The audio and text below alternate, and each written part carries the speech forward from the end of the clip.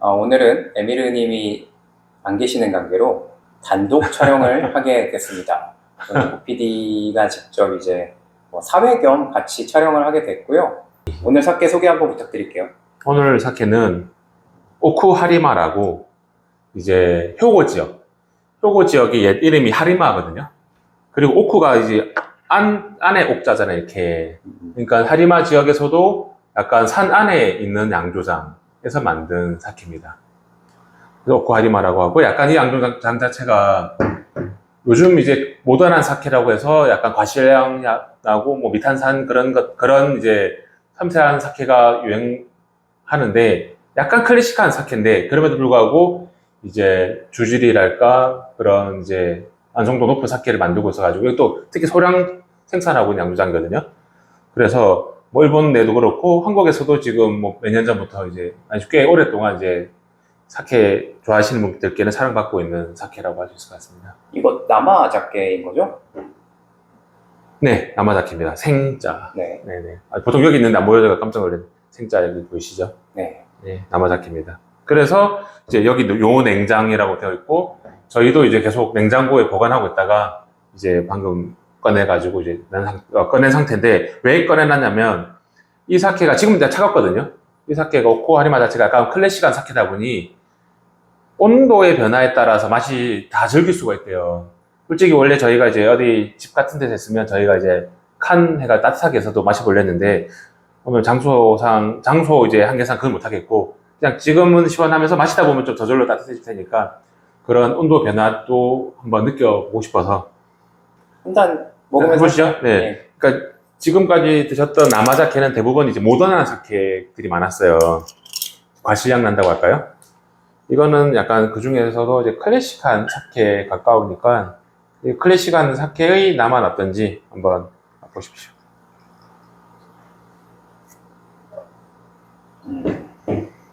클래식하네요. 향이 네. 네. 약간 정종 향이 살짝 나는 것 같고.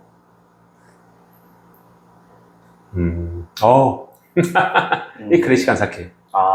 이게 왜 클래식하다라고 말하는지는 알 것 같아요. 그런데도 클래식한 사케라고 하면 이제 약간 우리가 흔히 먹는 옛날 사케도 많이 생각하시는데, 이게 바로 카라구찌하다는 거 아닌가요? 그렇죠. 카라구찌하다고 할 수 있을 것 같아요. 음. 단맛이 거의 안 느껴지죠. 네. 단맛은 거의 없고 진짜 드라이하다라는 네. 맛은 느끼는 것 같고, 역시 나마자케라서 네. 뭔가 목 넘김이 되게 이렇게 알코올 맛 안 나고 네. 싸한데 들어가서는 기분 좋게 넘어가는. 네. 약간 이제 키레라고 할까요?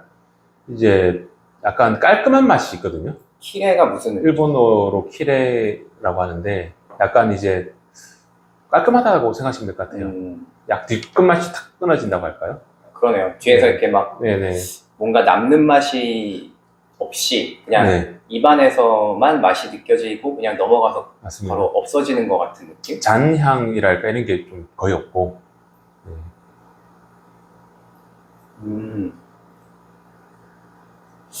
참, 뭐, 이건 또 완전 다른 느낌이긴 한데, 이것도 굉장히 맛있네요. 저는, 물론, 모던한 사케도 좋아하긴 하는데, 저는 이런 사케가 더 좋아요. 약간 이제, 저만의 표현일 수도 있는데, 흙맛 난다고 저는 표현하거든요, 이런 사케는. 흙맛. 네. 무슨 얘기인지 알 것 같습니다. 네. 이게 느낌이 뭐, 이거는 딱히 뭐 과일향이나 과실향이나 과일맛 뭐 이런 거는 좀 아니고, 네. 진짜 뭔가 곡물 느낌이 확 맞아, 나요. 국물 느낌 나고. 또 이제, 키레니까는 깔끔하다고 하면서도 맛이 풍부하긴 해요, 이렇게. 뭔가 먹어보면. 이 사케는 어디서 구매하신 거죠?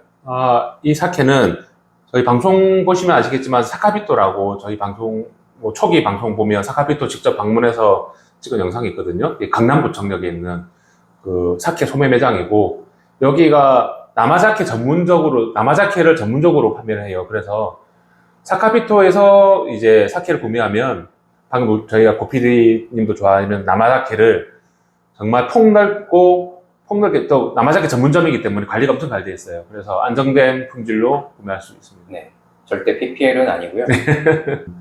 이 사케 이름으로 말씀드리면 이제 오쿠 하리마라고 해서 하리마 지역이 지금 효고현 쪽이거든요. 코베시가 있는 네. 효고현이고 그 지역이 옛날 이름이 이제 하리마고 이제 여기를 반슈라고도 해요. 반슈. 그러니까 일본 옛날 지역 이름이 하리마노 쿠니가 뭐뭐뭐의 쿠니 국자를 쓰는 경우도 있고 그냥 우리 주처럼 뭐뭐 주를 쓰는 경우도 있어요. 근데 뭐뭐 쿠니를 쓰는 경우가 대부분이고 이제 뭐뭐뭐 주자를 쓰는 경우는 이제 뭐뭐 쿠니. 그러니까 여기가 원래 하리마지 않습니까? 그러면 첫 번째 글자를 따와가지고 이제 하자기 때문에 하에서 하가 좀 파생돼서 반슈라고 하고 비슷하게 보면 시나노라고 뭐 우리 많이 들어봤잖아요. 시나노는 나가노 지역인데 그래서 시나노는 시잖아 신슈 그런 식으로 해서 이제 옛날 지명을 확인하실 참고하시면 될 것 같아요. 그러니까 하리마가 효고현의 옛 이름. 맞습니다. 하리마. 네. 하리마 하면 이제 어느 지역별로 유명한 일본 전국시 장수가 있잖아요. 이렇게 니가타현은 오네스기 겐신이고 야마나시현이랑 나가노현은 다케다 신겐이고 뭐 시가현은 도요토미 히데요시고 뭐 시즈오카는 뭐 도쿠가와 이에야스고 그런 게 있는데 이 하리마 지역은 쿠로다 칸베라는 장수로 유명해요. 왜냐하면 이 장수가 이 지역 출생이기 때문에 그래서 많이 계속 커왔고 그리고 우리가 유명한 히메지성을 거기서도 이제 그 성이 살았기도 했고 쿠로다 칸베가 이제 토요토미 히데요시의 가장 그 유명한 참모.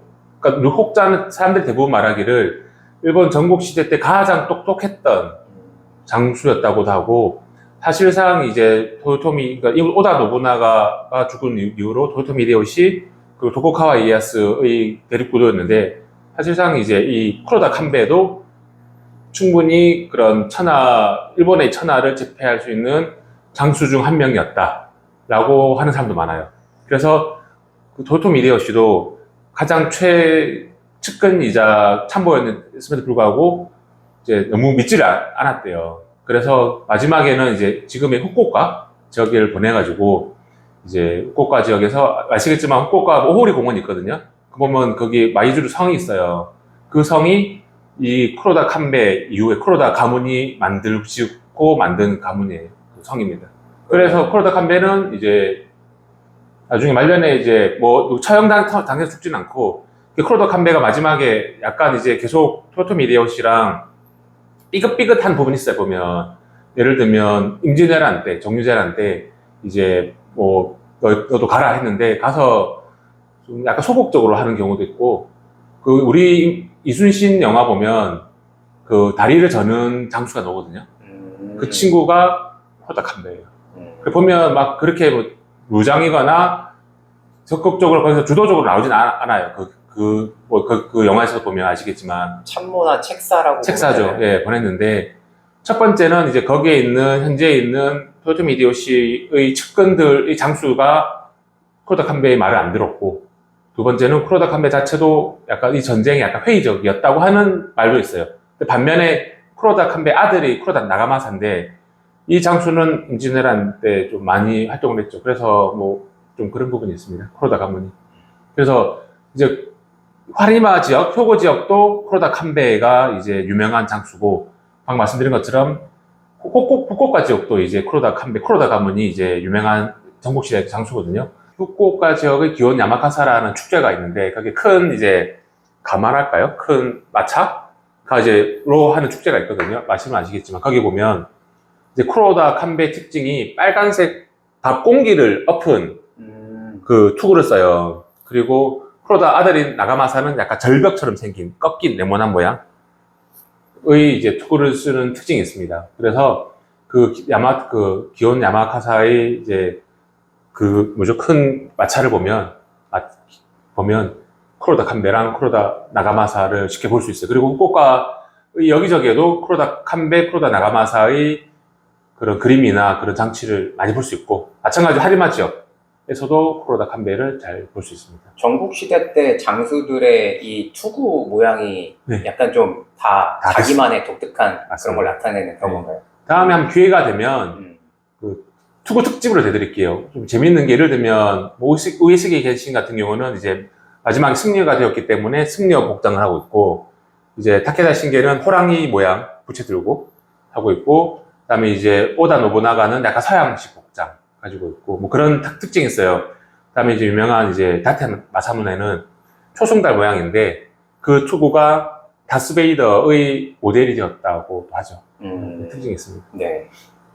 이 양조장이 있는 지역이, 그러니까 하리마 지역에서도 히메지성 아시죠? 네. 일본에서 가장 아름답다고 하고, 일본 최초에 이제 처음으로 문화유산에 등재된 유적지 중에 하나기도 하고, 이 히메지 지역인데, 히메지 지역이 그 공주 히메에다가 길로자거든요.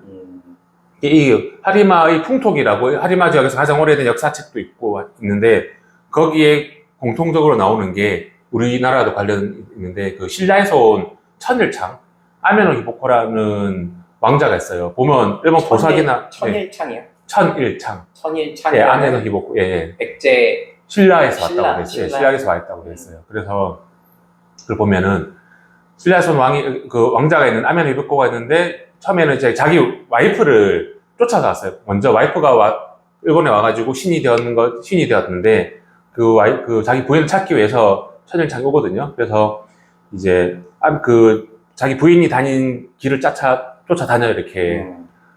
그래서 그 부인 다니던 길이 이제 힘의 길. 힘의 길이다. 네, 이라는 말을 한 사람이 없고 제가 그렇게 생각하고 있습니다. 족장님 피셜로. 맞아요.